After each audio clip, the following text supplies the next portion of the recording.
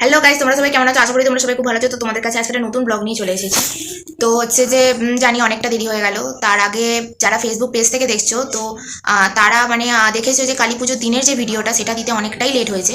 তো আগে তোমাদের একটা কথা বলে দিই যে ওই ভিডিওটা দিতে অত কেন লেট হয়েছে। তো যখন ভূত চতুর্দশী ভিডিওটা পোস্ট করি তখন আমাদের একটা বিয়ে বাড়ি ছিল।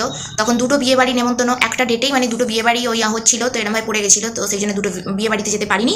তো একটা বিয়ে বাড়িতে গেছিলাম, সেই ব্লগ আসবে, ভিডিও আসবে। তো আর হচ্ছে যে মানে যখন কালী পুজোর ওই ভিডিওটা আমি ইউটিউব চ্যানেলে পোস্ট করে দিই, মানে কালী পুজোর দিনে যে ভিডিওটা, তখন কোনো কিছু অসুবিধা হয় না, ঠিক আছে, ওখানে কোনো কিছু অসুবিধা হয় না। তারপরে যখন আমি ওই মানে মিনি ব্লগটাই যখন আমি ফেসবুকে যাতে পোস্ট করতে যাই, তো এমনি পোস্ট করা যায়, তবে অত ভালোভাবে পোস্ট করা মানে ঠিক নয়। হ্যাঁ করে, কিন্তু এরমভাবে করা ভালো। যেমন আমি করতাম হচ্ছে ক্রিয়েটর একটা স্টুডিও, তো ওই অ্যাপটা থেকে করতাম। তো আমি প্রত্যেকবারের মতো ওই কালী পুজোর দিনের ভিডিওটা এবারে তো আমি ক্রিয়েটর স্টুডিওটা ওপেন করি।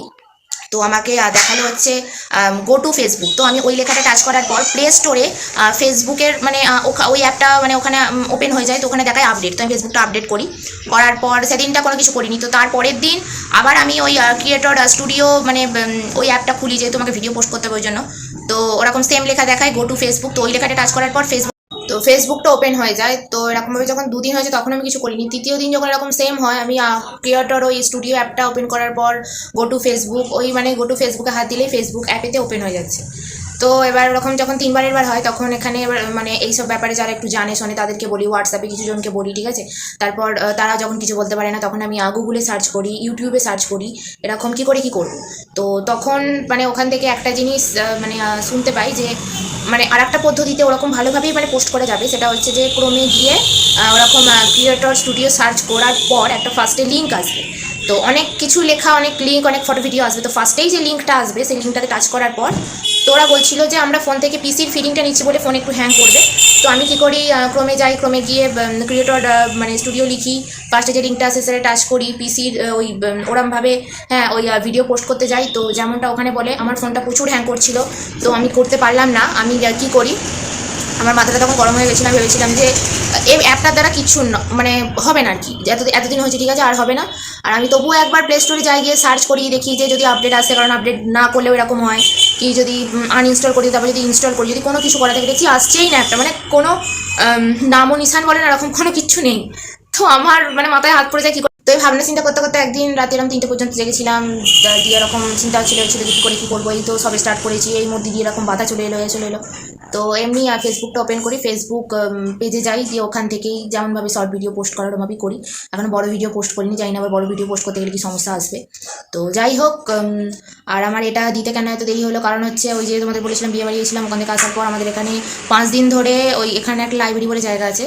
তো সেইখানটায় 5 দিন ধরে অনুষ্ঠান হচ্ছিলো, সেখানে গেছিলাম। তারপর তার কাছে ইনরক্লা মাঠে ওখানে 5 দিন ধরে অনুষ্ঠান হচ্ছিলো, যদিও 5 দিন ধরে থাকতে পারিনি, 2 দিন গেছিলাম। 3 দিনের দিন আমার মামার বাড়িতে ওই চলে গেছিলাম। তো সেখান থেকে মানে যেদিন বাড়ি আসি তার আগের দিন আমার জ্বর, সর্দি, কাশি, গ্যাস, অম্বল এরকম হয়ে যায়। তো এতটাই বাড়াবাড়ি হয়ে যায় যে আমি তার পরের দিন কী করে আসবো, মানে বুঝতে পারছিলাম না কী করে আসবো। তো যাই হোক, একটু ওষুধ খেয়ে ঠিকঠাক হয়ে আসি বাড়ি। মার বাড়ি থেকে এসেছি 1 সপ্তাহ হয়ে গেছে। তো আমি ভাবলাম আর বসে থাকলে হবে না, এবার অন্তত ভিডিওগুলো পোস্ট করা দরকার। তো হচ্ছে যে আবার এই ভিডিওটা হয়তো একটু বড় হয়ে যাবে এই কথাগুলো বলার জন্য। তো হচ্ছে যে তো যাই হোক, এখন একটু শরীরটা ভালো আছে, সব কিছুই ঠিকঠাক আছে। তো আর হচ্ছে যে এই যে পুরোপুরি গ্যাপটা হয়ে গেল, তো তোমাদের তো বললাম কিসের জন্য কী হয়েছে। এটা আমি করবো কি, এই ভিডিওটা যে পোস্ট করছি এরপর 1 মাসে যেমন 4টে ভিডিও পোস্ট করতাম, মানে একটা সপ্তাহে একটাই ভিডিও পোস্ট করতাম। তো এটা আমি কি করব, প্রত্যেক সপ্তাহে ইউটিউবেও 2টো ভিডিও পোস্ট করব, আর ফেসবুক পেজেতেও 2টো ভিডিও পোস্ট করবো, কারণ আমার অনেক ভিডিও পড়ে আছে, ঠিক আছে, সেগুলো এডিট করে পোস্ট করতে হবে। তো আর হ্যাঁ, ওই মধ্যিখানে মানে ওই বিয়ে বাড়ি ছিল, অনুষ্ঠান ছিল, তারপর মার বাড়ি গেলাম, ওই সব কিছুর মধ্যিখানে না আমি একটু রিলস তো মানে ওই করছিলাম।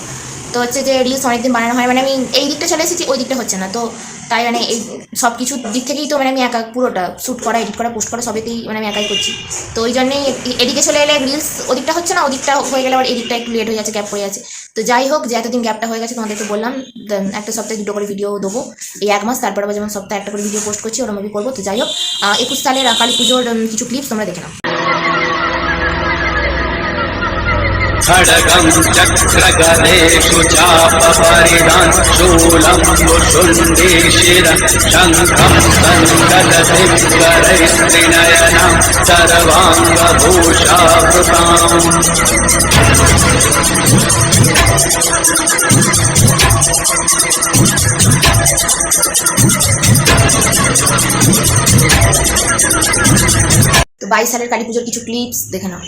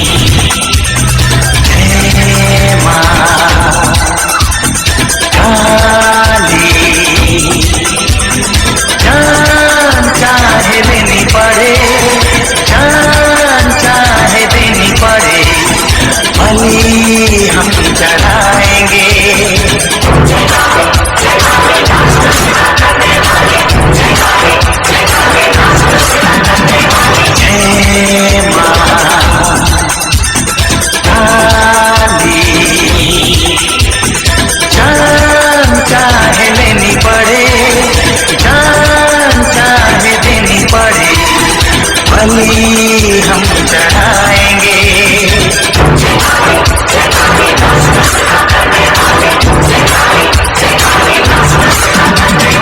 जय मां काली।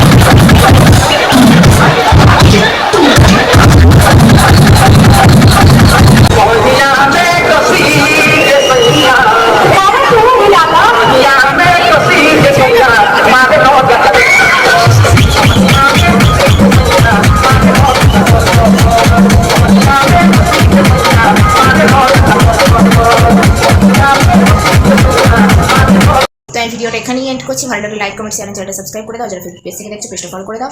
নেক্সট ভিডিও 2-3 দিনের মধ্যেই আসবে, ঠিক আছে? ততক্ষণের জন্য বাই বাই।